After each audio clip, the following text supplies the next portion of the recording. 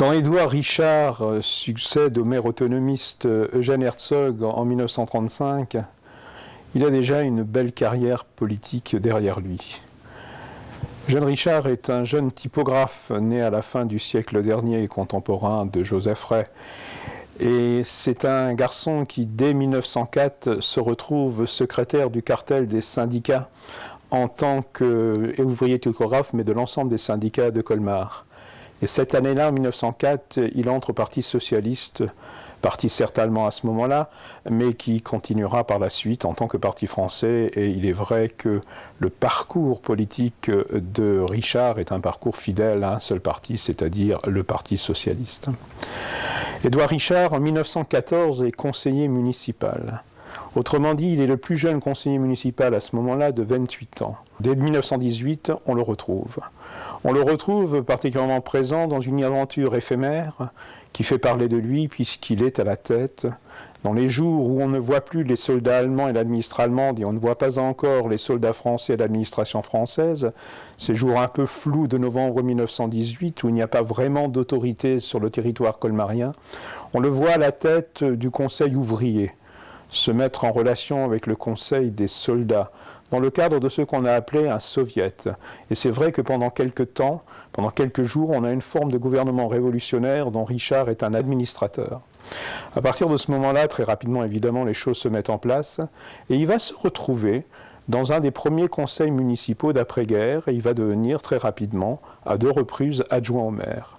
Donc jusqu'en 1929, il a un mandat politique particulièrement intéressant, et on va le voir travailler sur quelque chose qui sera en quelque sorte sa marque de fabrique, le social. Il est à l'origine de ce qu'aujourd'hui on appelle les HLM, les fameux habitats à loyer modéré, mais qui à l'époque s'appelaient les habitats bon marché, les HBM dont il est le fondateur. Et particulièrement issu d'abord du milieu ouvrier, préoccupé également de ses activités.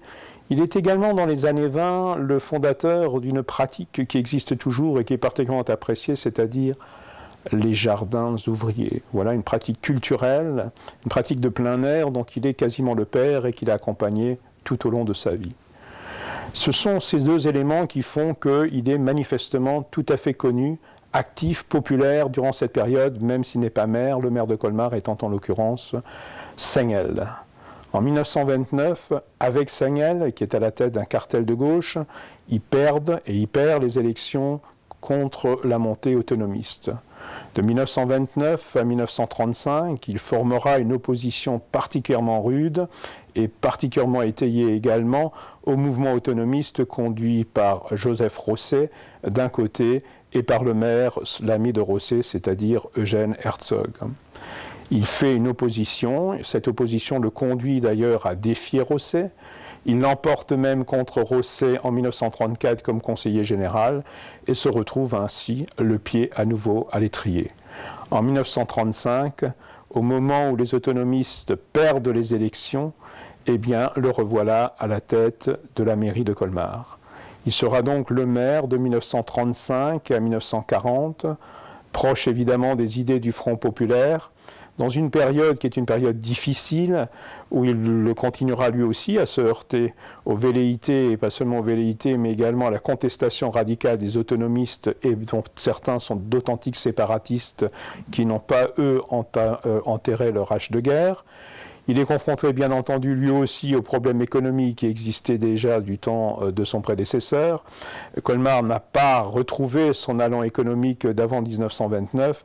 L'industrie textile est une industrie toujours en crise. Il réalise cependant ce que d'autres ont commencé avant lui.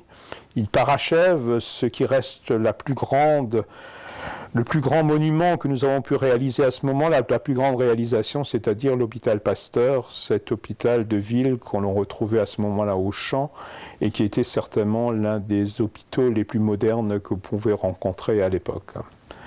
Il mène une vie culturelle et sociale particulièrement importante, mais en même temps connaît évidemment tout ce qui tourne autour de la montée du nazisme et également des déclarations de plus en plus belliqueuses qui vont nous amener à la guerre. Le 17 juin 1940, les Allemands entrent à Colmar, Richard est arrêté, Il est envoyé à Schirmeck. Il y reste quelques jours. Il y croise d'ailleurs quelqu'un qu'il a déjà croisé en 1918, Joseph Rey, qui est également interné à Schirmeck. À la différence de Joseph Rey, il se fait expulser. Il passera la guerre en exil à Agen et reviendra en 1945 pour redevenir très vite le premier maire de la Libération. On doit probablement, et ça c'est très important, à Richard, qui suivait l'armée du général Delattre, par sa force de persuasion, probablement Delattre a-t-il épargné Colmar. Si Colmar aujourd'hui n'a pas connu les affres de la destruction comme les villages et les villes aux alentours, c'est probablement sur des interventions réitérées de Richard auprès du général Delattre de Tassigny que nous devons cela. Il devient, grâce au préfet de la Libération, Fonlup Esperabert, le premier maire de la Libération, le restera jusqu'en 1947, deviendra très vite, dans la même année 1945, député, puis conseiller de la République, et perdra cependant les élections en 1947 contre quelqu'un qui n'est pas vraiment son ennemi, qui n'est pas encore totalement son ami, mais qui se sont toujours fréquentés, c'est-à-dire Joseph Rey. Et les choses marchent finalement très bien, puisqu'il deviendra à plusieurs reprises encore l'adjoint de Joseph Rey, puis conseiller municipal, et il terminera son mandat politique en 1965 pour décéder en 1970. Il aura connu une période politique particulièrement intense, aura été à la tête d'un certain nombre de mouvements politiques importants de notre histoire pendant plus de 60 ans.